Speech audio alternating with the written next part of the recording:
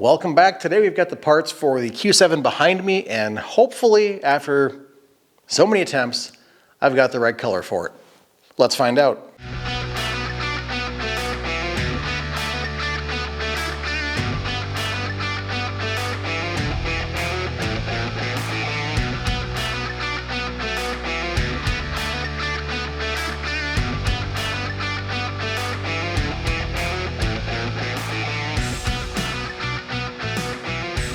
That is right, it took me a half dozen attempts up at the local store before.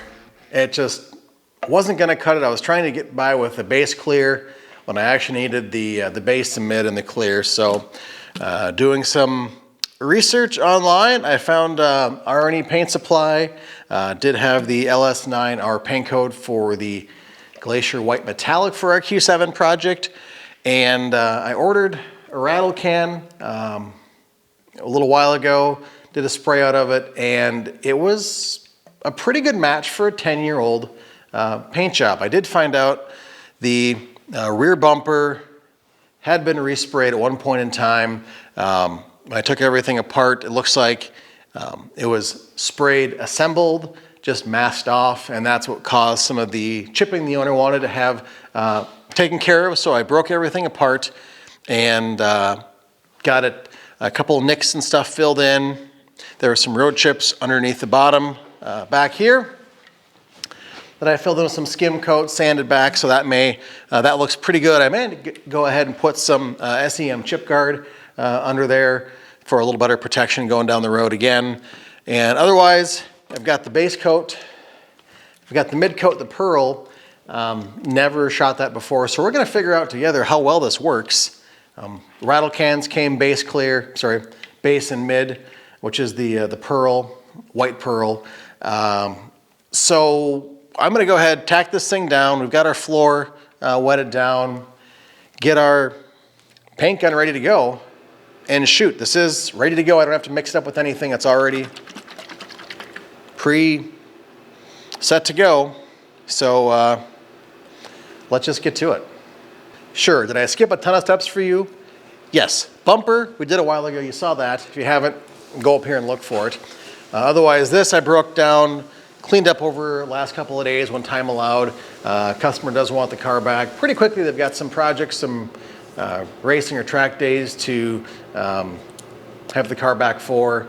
And we've all done this a handful of times in other videos. I'll be doing it again in more videos in more detail, but it's been broken down, it's been filled, primed, guide coated, blocked, and then sealed earlier today. So I'm gonna go ahead, like I said, just get this, this white base, mid, and clear down,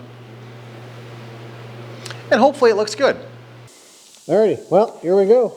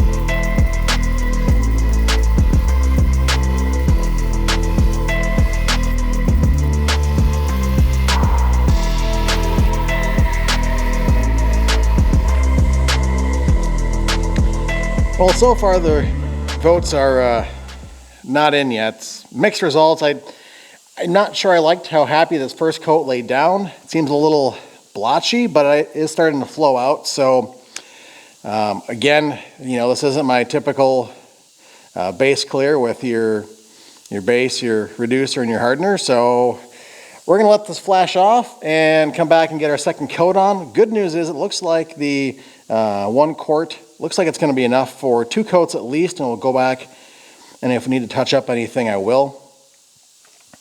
I do think my problem before is I was trying to do my spray outs with a white, primered white spray out card, and that was tipping my color too far white. I had tried this sample on the white card, way too bright, still way too white.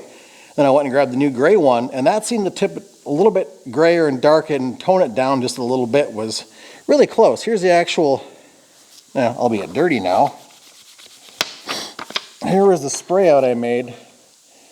I'll drop a picture in here that was pretty close to what it was, especially once I got the pearl on there. And again, owner isn't looking for perfection.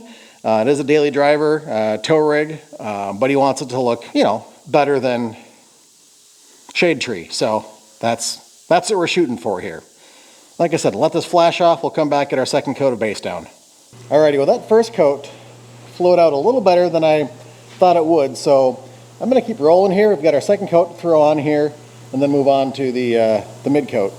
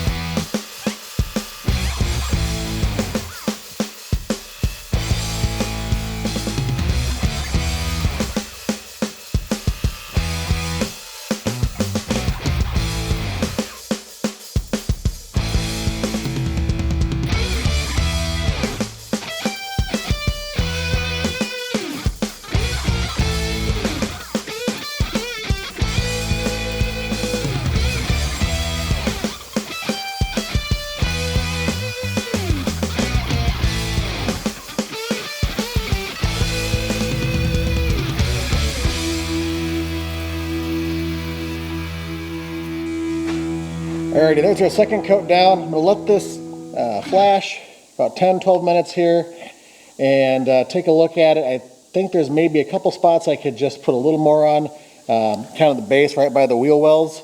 Then we'll come back with our mid coat, our pearl. Alrighty, well we got our third coat of base down here. And I think overall it looks pretty good. I mean, new product I haven't shot before, so a little bit of, just a hair bit of peel on here. Looks like almost like the factory peel.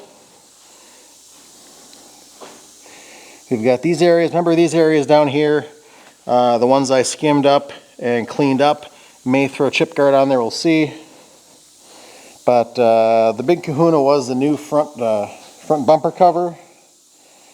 That I think is coming out pretty good. And if you remember, these areas had the big divots in them from transportation and shipping. We're going to give this another 10 minutes to flash off, and then we'll come down with some pearl.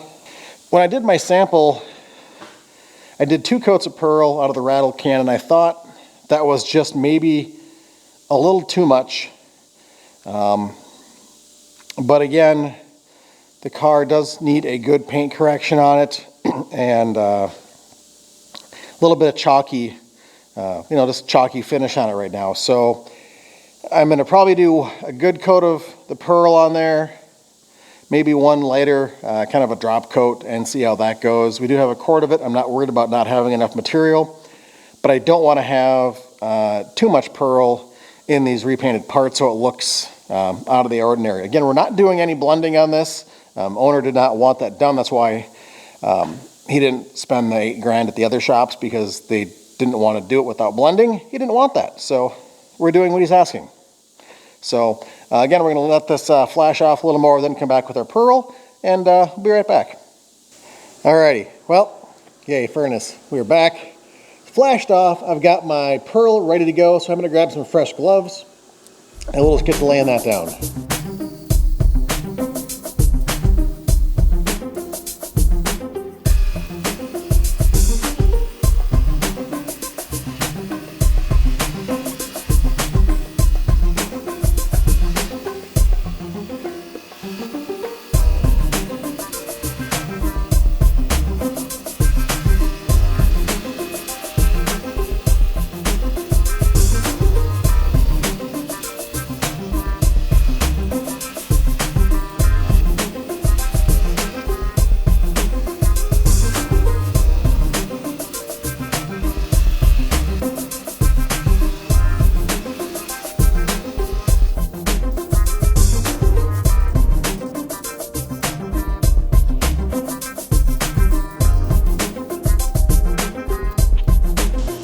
Alrighty, we're gonna let that flash. We'll come back, do one more kind of high level, kind of drop coat, pearl.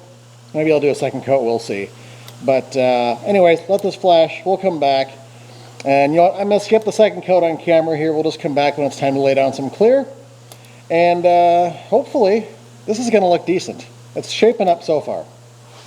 Alrighty, we've got our clear coat to put down. It's 2-to-1 mixture, and we're just gonna get to it. So far, the pearl looks pretty good. I ran my paint light over it, Astro paint light, and it looks pretty good. Again, the car is in the shop, so I can't have a direct comparison, but it is what it is. I know it looks a whole lot better than the other samples I was working with before.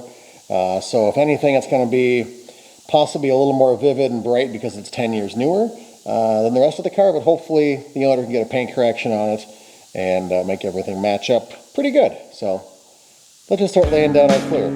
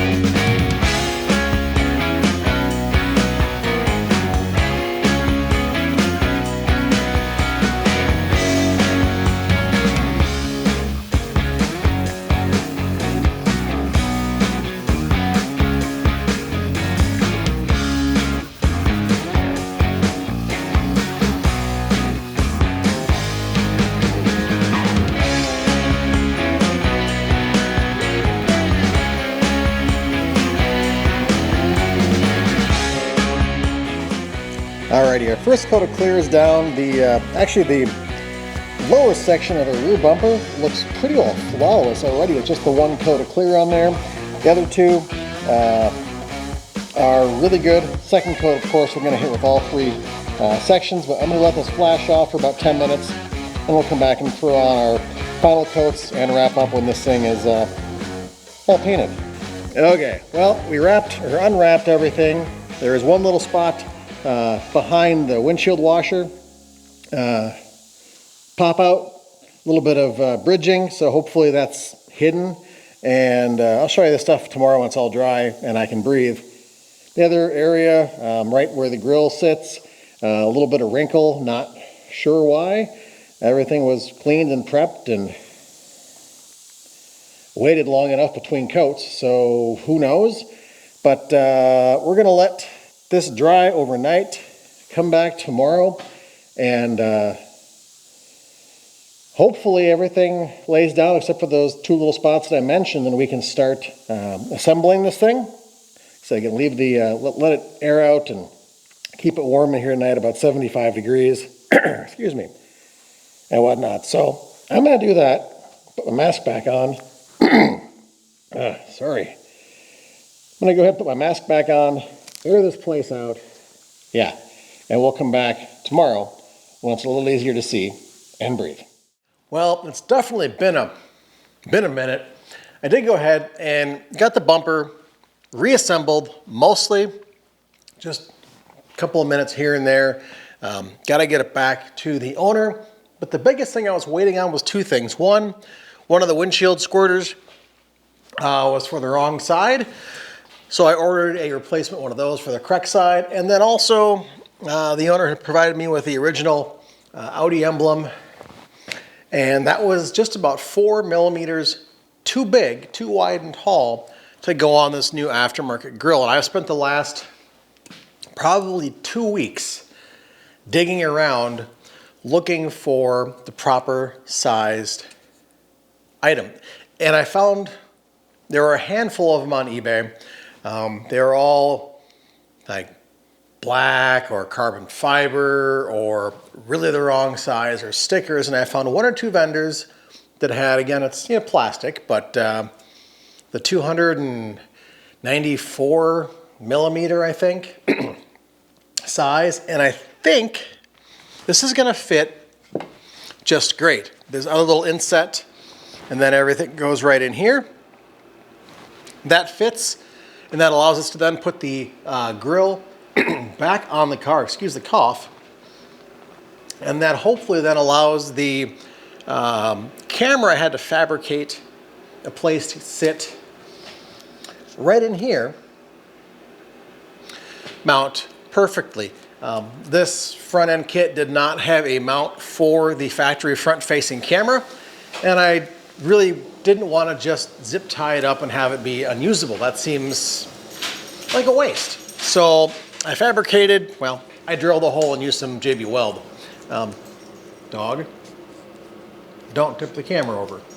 Anyways, that's fabbed in there. Like I said, drill the hole, JB Weld. I'm gonna throw another small nut and bolt in there just to hold it in there for some physical retention as well. I don't expect it's going to go anywhere, but let me show you what I did quick with that. So here, of course, is the front end. There should normally be a mount, and it fits in the grill properly, but again, not available in this setup. Behind, you can see we've got all of our wiring, all of our sensors put back in. 2 of these sensors here will go in the grill, and that's put back in.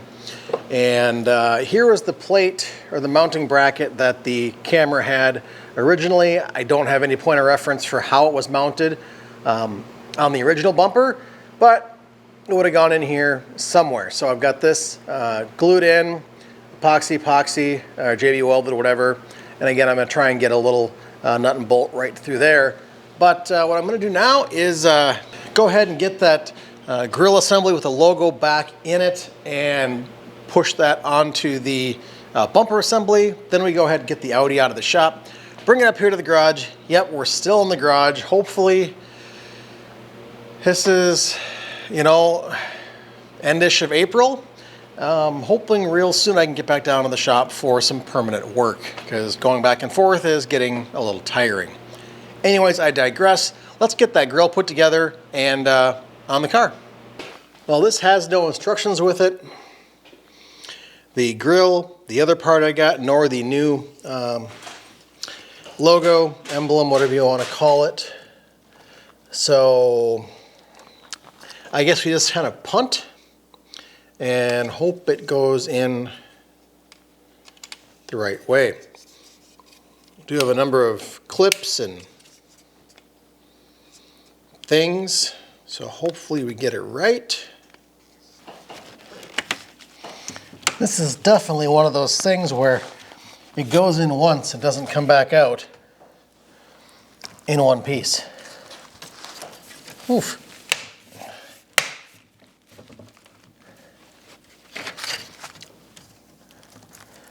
But it's in, and I think that's about as good as we're gonna get it for trying to cobble together a bunch of different pieces. Alrighty, what do you think of my new safety cheaters? They're not that bad for a $10 Amazon purchase that I really couldn't tell if they were gonna fit. So I'm happy with that. Anyways, we've got our grill. Let's go ahead and set this back on our bumper assembly and get us one step closer to getting this thing done.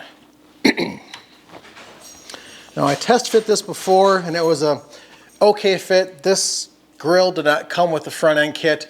I already told the owner these bottom contours are a little not perfect.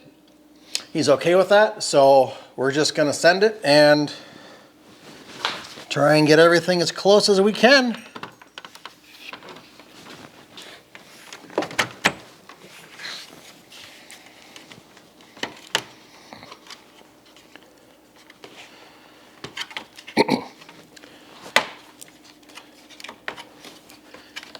Again, lack of any assembly details, but I guess if you've taken 1 or 4 grills apart, you've pretty much got a concept of how it goes together, assuming all these little tabs lock in where they should. Again, I feel it's they go in once and never come out again. Yeah, not terribly well. Nope, not terribly well at all. There's a couple of holes for screws. I think I'm gonna have to employ those. Yeah, let me go find those screws. And now we're gonna play the game of, I don't know that we have enough hardware because I don't know what disappeared in the accident. So, yeah. I know I've got some for the skid plate below. I know we're gonna have some for the bumper where it ties back into the front fenders. But that's about all I know. I have some other random little screws and hardware. I almost think these screws are all a little on the large side. And I may need to improvise and find something off the shelf behind me to make this work, because the last thing I want to do is start cracking the plastic on this grill assembly when I'm so close to getting it wrapped up and back to the owner.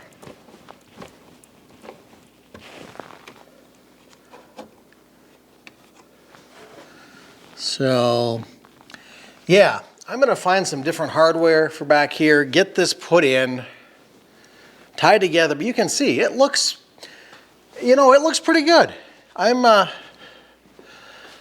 of happy with that. You can see our mounting for the front camera. It may, possibly could have been up a 1/16 of an inch. But overall, I think it looks really good. And for the amount that the front camera is going to get used, it's not part of any collision avoidance or adaptive cruise or anything like that, auto steer. So it's just primarily for parking. It's going to be just fine. So let me get this thing attached, and then we'll come back, grab the Audi out of the shop, like I said, put this on the front of the car, be done. Well, we're back to where we started from pretty much, except the grill is on now, so that is awesome. Our sensors are in, it's hung back on the front of the car, and now I get to figure out how it goes back together and what parts are missing in terms of screws. We've got like our closeout panels in the back, our rubber gasketing is in the back, a lot of the big parts, the skid plate, but I don't know what all little parts like screws and fasteners aren't here. So I'm going to turn on some music, give you guys a little bit of time lapse, and scratch my head and figure out how this goes back together, and hopefully we figure it out.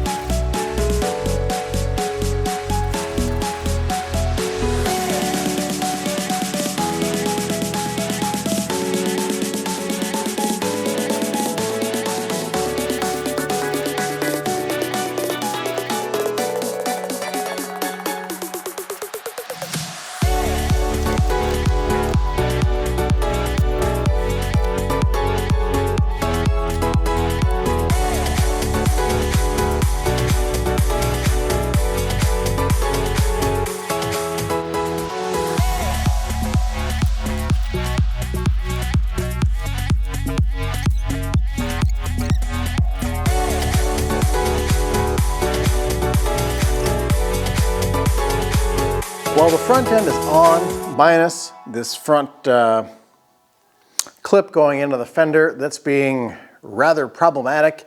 And I think something in here is just a hair askew, but also this whole aftermarket bumper was a little not true to begin with. And I think pushing up on the bottom of this to get everything nestled back in where it goes, I'll be able to get these clips in.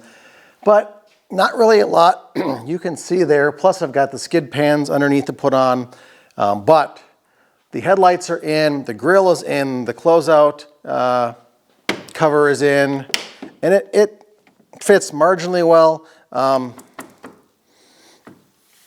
Grille, not the perfect fitment, but if you close the hood, everything fits in where it should, and it looks pretty good.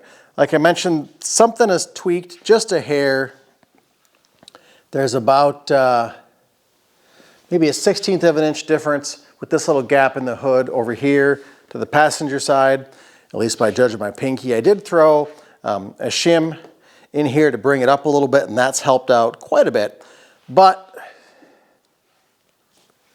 it's just a hair off perfect. And maybe I could have put everything together when it first came in, checked everything, but something, whether it's the front core support or maybe one of the frame rails dipped just a hair, which I couldn't fix anyways. But it's on, it's good. And like I said, all the lights work. That's the important part. The wiring wasn't damaged. All the sensors work. The front camera works. You've got a little bit of obstruction from the sides where this honeycomb is. But again, it's not going to be used much. The owner was just going to zip tie it up out of place. But with that in place, the backup camera also works. And aside from our warnings for the different headlights that probably need to be coded to the vehicle, or they're not the full adaptive style, it gives me an adaptive light error and a fog lamp error.